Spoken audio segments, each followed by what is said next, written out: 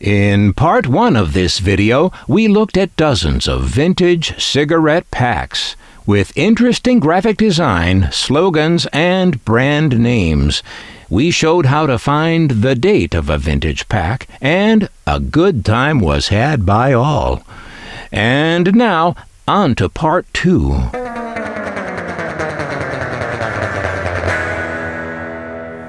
The tobacco industry pioneered marketing as we know it today.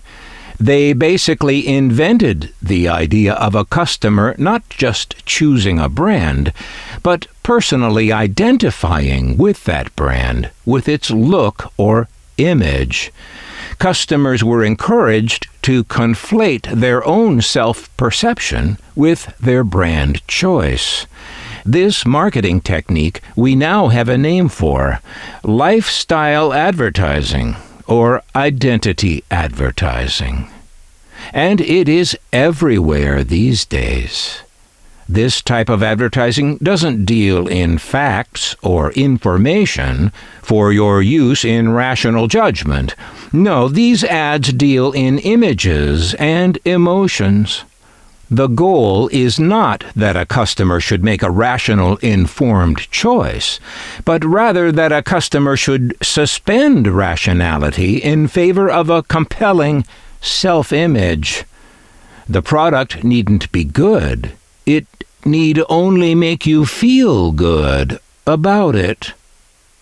No image is stronger in the history of image-based advertising than this one. The cowboy, and the brand that became the #1 brand in the world because of identity advertising. But this brand was not always the macho icon you see here. It was repackaged and relaunched this way in the mid-1950s. Before that, well, just to show you the power of consumer manipulation, take a look at what the Marlboro brand was just a few months before its relaunch. Marlboro had been a brand catering to women. No kidding. Right down to having a red tip so the ladies' lipstick smudges wouldn't show. Oh, it's easy to scoff at the power of marketing and advertising and think somehow that we are above being susceptible to it. But history shows otherwise.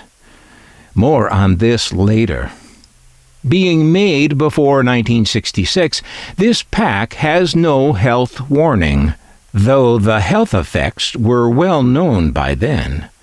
Did the corporations who made these things deny these health effects and vigorously oppose efforts to regulate their product?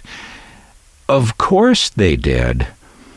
Even though, well before 1966, government health agencies knew these things were deadly for people, somehow Congress wouldn't act to do anything about it. The tobacco lobby literally bought off Congress. We see this same playbook being used today by the big donors to political campaigns, like the oil companies and weapons manufacturers. It's corruption. Duh. But it's business as usual. Remember that in the tobacco states back in the day, the voters themselves supported that corruption, no matter how many suffered as a result. Just as today, people connected to the fossil fuel and weapons businesses fight any effort to limit their freedom to pollute and to kill. Their financial interests are, to them, just more important than you. Yes, politicians sell their influence to their donors to get money. The dirty little secret here, that's even worse than the corruption itself, is what the politicians do with that money. Do they spend it all on yachts and airplanes? I wish. What they do with this money is far more insidious than that. What they spend it on is advertising. Massive amounts of advertising to assure that they will be perpetually reelected. This advertising aimed at us, the voters, doesn't serve to get the word out about what they are doing for us or what their beliefs and policies are. No, they put out image advertising, engineered to manipulate. So this is the game. The politicians sell their influence to their donors to get money. They use that money, in turn, to influence you through advertising to elect them. And that's how the donors get their favors. The politicians get reelected, and you, in turn, get nothing. In 1970, cigarette ads were banned from radio and television in the United States. The power of image and identity advertising was recognized then for what it is: psychological trickery too powerful for the public to resist. And so, for the public good, cigarette ads were banned from radio and TV.